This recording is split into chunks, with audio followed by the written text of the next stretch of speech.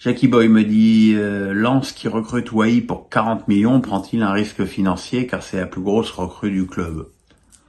Bah non, ils prennent pas un risque financier puisque ils ont vendu Openda et Fofana. Après, quand je vois cette équipe de Lens qui a évidemment gardé tous ses fondamentaux en défense, puisque la défense n'a pas bougé, au milieu, puisque Diouf semble vraiment pouvoir être un bon remplaçant de Fofana,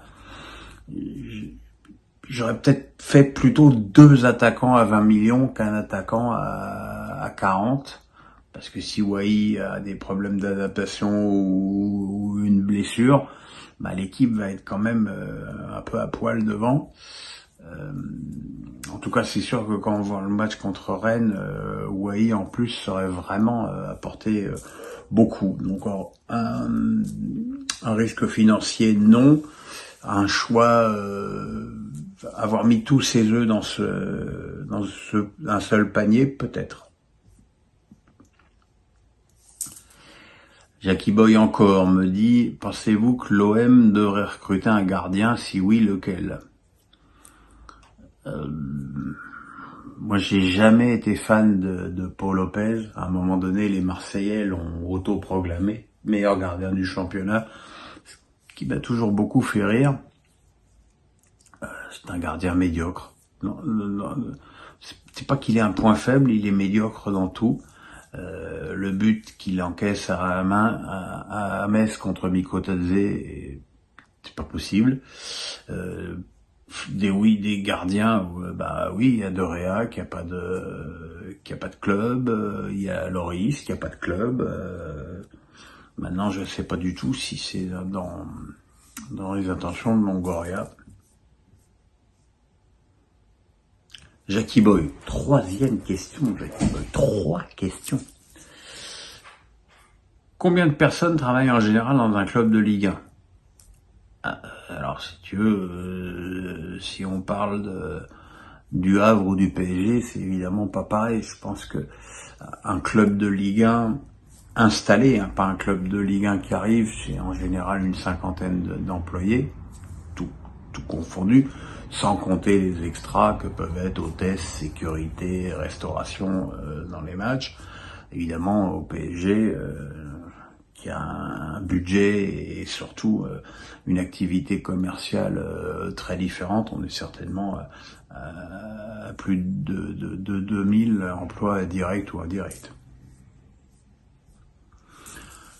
Urus me dit « Salut Pierre, que penses-tu des slogans anti-Benjamin Mendy collés aux abords du stade de Lorient avant le match face à Nice STP ?» C'est honteux, c'est honteux. Je dois encore rappeler que Benjamin Mendy a fait plusieurs mois de prison préventive, qu'il a eu 2 procès avec 2 jurys différents, et que les 2 fois il a été acquitté de toutes les charges qui pèsent contre lui. C'est donc un homme innocent, brisé par ces incidents. Alors qu'il les ait cherchés ou pas, c'est un autre débat. Et je trouve ça encore plus décevant que ce soit collé dans le stade où ce joueur va évoluer. Mais voilà, c'est le fameux tribunal médiatique et le fameux « il n'y a pas de fumée sans feu », qui est l'expression qui me rend ivre de rage, parce que voilà, je le vois, moi j'ai été innocenté à 95% des nombreuses choses scandaleuses qui m'étaient reprochées, et je me fais toujours autant traiter de violeur. Donc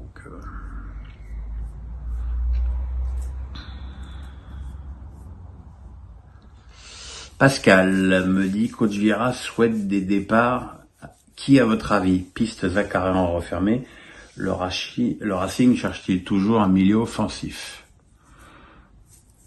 Le problème, c'est que si Vieira joue vraiment comme il le souhaite, c'est-à-dire avec 2 ailiers, tu peux pas jouer avec 2 ailiers, un attaquant de pointe et un milieu offensif.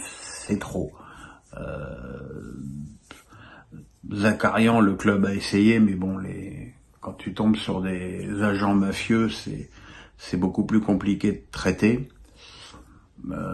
Faut voir. Je ne sais. J'avoue que là, je ne sais pas si. Je vois juste qu'Hugo Choukou n'a pas fait 1 minute avec Chelsea sur les 2 premiers matchs. Il y a peut-être une chance de le récupérer encore. Chertov m'a dit, ne trouves-tu pas que Barcola est actuellement vraiment surcoté? 50 millions semble beaucoup trop cher. Ben, on a 2 cas assez similaires. Là, c'est Habib Diarra à Strasbourg et Bradley Barcola à Lyon. Et 2 joueurs qui ont super performé pour leurs 6 premiers mois en Ligue 1 et qui maintenant ont envie de partir, jouer la Coupe d'Europe. Voilà. Il y a chez ces 2 garçons une impatience qui pour moi est problématique. Je pense que pour Diarra, il arrive dans un club qui a clairement changé de dimension, et on voit qu'il a changé de dimension d'abord parce qu'il est toujours là, parce que si Strasbourg n'avait pas changé de dimension, il est évident qu'il aurait été vendu. Barcola, et surtout les deux, quand je vois leurs prestations sur cette 2e journée, à l'un comme à l'autre, les deux sont super perturbés. Donc à un moment donné, il faut arrêter de penser au transfert, il faut se remettre au travail et continuer à prouver et surtout renouveler leurs performances de la saison dernière. Et s'ils sont aussi bons cette saison qu'ils l'ont été la saison dernière, ils récupéreront et retrouveront des propositions de cette dimension, et peut-être qu'on dira que là, effectivement, c'est un peu moins surcoté.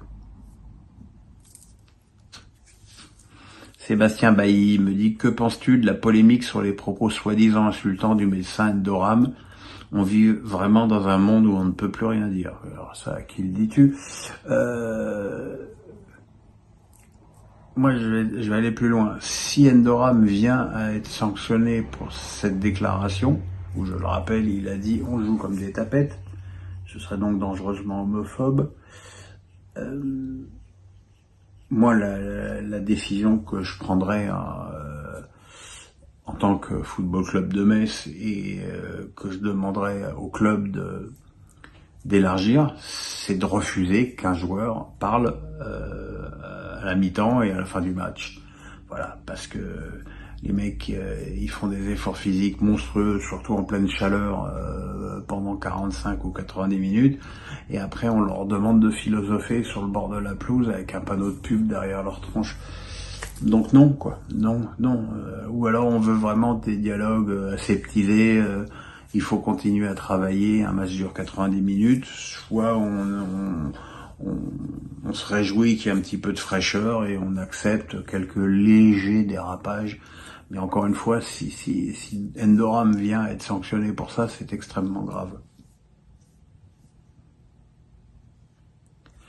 Nechen me dit, bonjour Pierre, que penses-tu de l'attitude de Mbappé sur son but? Est-il encore dans la com ou est-il sincère? Il y a avec Kylian un phénomène d'hallucination collective qui est assez invraisemblable.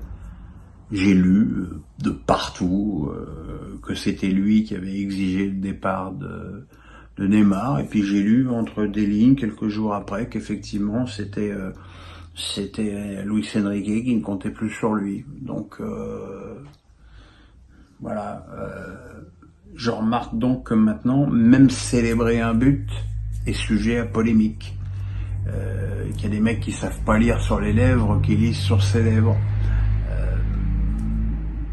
Moi, j'ai juste trouvé un mec qui était content, qui a été communié avec des supporters qui ont peut-être des raisons de lui en vouloir. J'ai trouvé ça chouette, mais il paraît que je suis une groupie. Donc voilà, groupie je suis. En tout cas, je remarque que sans Mbappé, il y a eu une occasion de but pour le PSG et un but refusé pour une frappe de loin de Zahir Emery, et qu'une fois qu'Mbappé est rentré, il y a eu un penalty provoqué, 2 très bons ballons à Ramos. Voilà, c'est QFD.